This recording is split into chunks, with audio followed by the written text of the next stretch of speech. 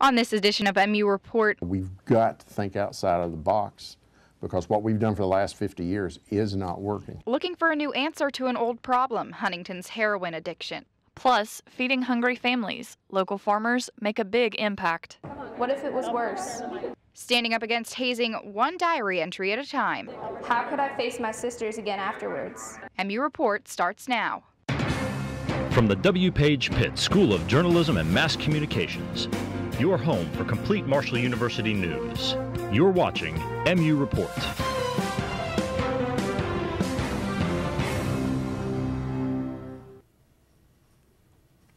Thank you for joining this edition of MU Report. I'm Haley Wade. And I'm Kayla Markham. The use of heroin in Huntington is spiraling out of control. Police say drug arrests and overdoses are at an all-time high. Now they are calling on every aspect of the community for an answer. MU Report's Tim Carrico spoke with city leaders to find out just what their plan is. When it comes to eradicating drugs, few use an approach as multifaceted as the city of Huntington. It's got to be this comprehensive approach. It's got to be those pieces and other additional strategies as we come upon them. From Operation River to Jail to community prayer groups, the city's heroin battle includes a variety of tactics.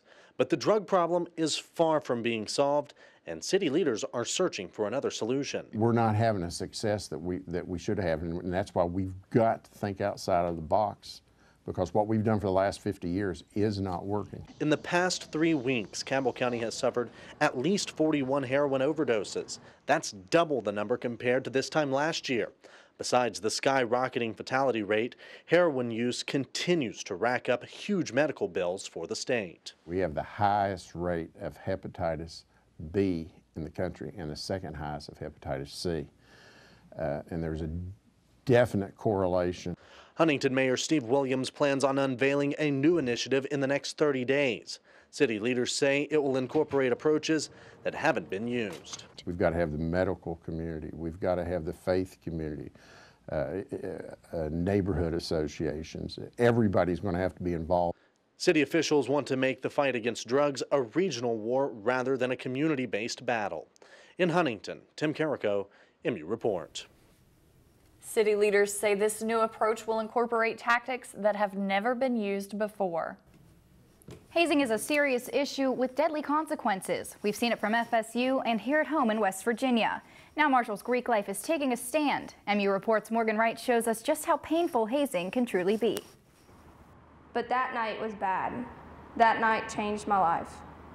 And I never thought it would come to this. A diary entry that left a room full of students speechless. An 18-year-old freshman woman in college wrote about her traumatic experience with hazing. Although the entry was anonymous, the members of the Fraternal Value Society think it is imperative to hear. It does happen to people, and that, it could easily make its way into your chapter. And it does happen close to home. West Virginia University freshman Nolan Birch, who died at a fraternity house in November, had a blood alcohol level of 0.49. Birch was one of 20 Kappa Sigma pledges who were hazed during an initiation ritual last fall. Only a week after Birch's death, 6 Sigma Chi members were cited for hazing at WVU. Statistics show that more than half of college students have been involved in some type of campus hazing. 82% of hazing deaths involve alcohol, and the highest percent of students that have experienced at least one hazing activity come from social fraternities and sororities and varsity athletic teams. What if it was worse? How could I face my sisters again afterwards? In this woman's entry, she talks about having to strip down to stand in front of a mirror, while her new sorority sisters circled flaws on her body with black permanent marker. I could have been a woman of character if it wasn't for that mirror. The Fraternal Value Society says they're reading these diary entries in hopes that more are never written. Morgan Wright, MU Report. Marshall dedicated an entire week to hazing prevention and awareness from January 25th to the 31st. Studying abroad is an exciting part of college, but terrorism and international travel concerns have students wondering if now is the right time. MU Report's Rob Engel spoke with the Study Abroad office on campus to find out what you need to know before planning a trip overseas. France, Belgium, and Australia, not typically dangerous places to travel, but all have seen deadly acts of terrorism in just the past month. I spoke with Marshall students to see if this affects their decision to study abroad. I would need to feel safe and secure before I could trust in going over there. Safety while abroad isn't just a concern for students, but also the people organizing their trips. I think regardless of where you are in the world, whether it be in the United States or internationally, being vigilant of your surroundings is always important. This is especially important considering the recent intelligence that as many as 20 terrorist sleeper cells in France, Germany, Belgium, Greece, and the Netherlands could be poised to strike. Study abroad coordinator Ryan Warner says Marshall's program takes precautions to keep students out of harm's way. We do not send any students anywhere where there is a government mandated travel warning. At this current time, there's nothing to really be worried about when it comes to traveling overseas academically. Nonetheless, there can still be nerves. It's concerning as a tourist who is already going to be in a place that's unfamiliar to me. It will be, it's nerve-wracking, especially if it's a contentious place where lots of dangerous things are happening. Abby Pullen plans to travel through Belgium while she is in Europe this summer, but in light of the recent activation of multiple terrorist cells there, she says she may reroute. If it gets worse, I think I would probably change my plans. If it becomes especially dangerous. Professor of Political Science Dr. Mary Beth Beller says the best way to stay safe is to stay informed. There are dangers. They are unpredictable. The first thing to do is to check with the American Embassy, right? If the embassy assesses that it is not safe for Americans to be in a place, they will absolutely issue a ban or a warning. If the embassy is not doing that, consider it safe. Day-by-day international travel warnings can be found at this website, www.travel.state.gov. Rob Engel, MU Report. For more information about studying abroad or travel safety in general, you can talk to the Study Abroad Center on campus. Families struggling to put food on the table can now breathe a sigh of relief, all thanks to local farmers. MU Report's Jesse Starkey shows us how their extra harvest is helping people in Huntington. Every year, the Facing Hunger Food Bank in Huntington helps those who may not know when their next meal will be. This year, West Virginia farmers chipped in too by donating their surplus of 2,000 pounds of potatoes. When Cynthia Kirkhart got the call that the surplus of potatoes was coming to the food bank, she couldn't make room for them fast enough. That felt incredible, and then the second thing we did was to call our agencies and say, hey, we've got, 8 bags of 50-pound bags of potatoes coming to you. So that was well received. She says the food bank picks up during the winter months, especially right after the holidays. Mayor Steve Williams says this is one way West Virginia can face hunger.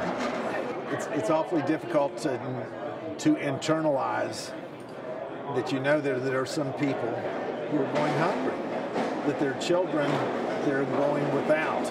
Thanks to the Agriculture Commission, the surplus will help families put food on their tables this season. Obviously, it's very important to us to see that we are involved in the community, in all parts of the operation of food distribution, food growth, and this is the food bank, so it's very important to us. And this is going to some people who don't know where their next meal is coming from. That's why we are here. Potatoes were loaded up down to the last bag to help face hunger. Jesse Starkey, MU Report. The Huntington Food Bank always accepts donations to help local families. Icy roads in the winter make driving to school dangerous for commuters. Now the university has set in place provisions to keep students safe. MU Report's Gabby Warwick explains how students can now stay the night to stay off the roads. Oh, definitely, because you never know, like just this morning, you never know if it's going to be what the snow is going to do, even if it's okay the rest of the day, but that first thing in the morning, especially because it takes me an hour to get here. Marshall University commuters such as Abby Black have to get to campus despite the outside conditions. However, when the roads are icy, this daily commute can become treacherous. Almost 200,000 accidents happen annually due to winter weather. The Marshall University Department of Housing and Residence likes to do their part to help keep Marshall commuters safe. What we do each year is during times where we might have really bad weather, we try to offer bad weather rooms depending on our occupancy. These rooms are free of charge to students and they are welcome to stay for the duration of the storm. All we have to do is fill out a few forms. What we'll do is we'll send out an advertisement as well as someone to contact, and if in fact we are offering them, and then students can then send their information in and we will get them set up with the room. Josh Nelson, a resident advisor on campus, says the process to get a room was set up to be as easy as possible for students. So they come in, they sign for their key just so we know where the keys are, and then they go on up and get settled. And then when they leave, same thing, they just come back down, sign their key back in, and then they leave. It's convenient for when you know it's going to happen, and that way if you have a night class or a morning class, you can get there easier. These rooms could become particularly important, especially with winter weather in the forecast. Gabby Warwick, MU Report. Students should keep an eye on their university email to see when the school thinks commuters should stay on campus. No big surprise, students here at Marshall drink a lot of coffee. Huntington Mayor Steve Williams is taking advantage of that with his monthly Coffee with the Mayor. That was the first time I met him, so I think he's a really good guy, and it looks like he really does care about the Marshall students, which is really cool, especially in a town like this where it's such a small town. The Student Government Association hosts the meeting the first Thursday of every month. Students are encouraged to come ask questions about Huntington, Marshall, or just Mayor Williams himself. Marshall women's basketball is thundering onto the courts and racking up wins. I sat down with Coach Daniels to see what makes this season so different from the other ones. The more success you have, the more these conversations come about. What people are talking about is women's basketball. The team stats show a steady improvement from a 9-21 season 2 years ago to 13-6 this season. But that's the maturation. Whether we win another game or not, you can see, there's no denying how far the program has come in the last 2 years. The reason behind the change, encouraging words and positive coaching. Our coaches just tell us, keep shooting. Don't worry about the ones that you missed. The one, just keep shooting. The next one's gonna go in. They just told us not to look back. We can't just get our heads down about one shot because that could affect everything else. Daniel says the team will stay humble even through one of the best seasons they've had in years. So there's not an over-exuberation of thrills and chills in that dressing room. It's a sigh of, oh, this is what normal feels like. Women's basketball will be back on the courts Thursday against Middle Tennessee at home. Students on campus are climbing the walls, and it has nothing to do with midterms. The Rec Center is opening its doors for Free Climb Friday, and as MU Reports' Sarah Connors showed us, people are loving it. Attendance is climbing with Marshall University's new Free Climb Fridays and outdoor pursuits. We offer classes, belay classes that are $15. We also have other different kind of clinics and stuff, but everything has a price tag on it. So we've just taken away the fee for the first 2 hours that we're open each Friday for the first 8 weeks of each semester.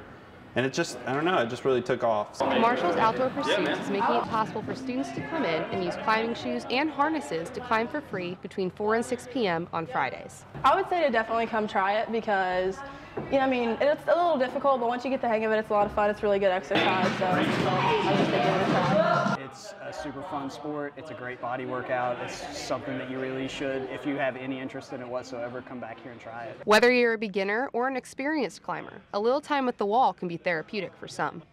The only challenge is the one right in front of you, so it's not like it's really confusing. You can figure it out, and you can be up there as long as you need to until you get it all figured out. Marshall Outdoor Pursuits also has equipment for rent and trips taken every semester to help you fall in love with the outdoors. Sarah Connors, MU Report. Thank you for joining us for another edition of MU Report. We'll be back on this West Virginia Public Broadcasting station in 2 weeks. Until then, you can follow us on Facebook and Twitter to keep up with the news happening here in Huntington and on campus. Have a great day.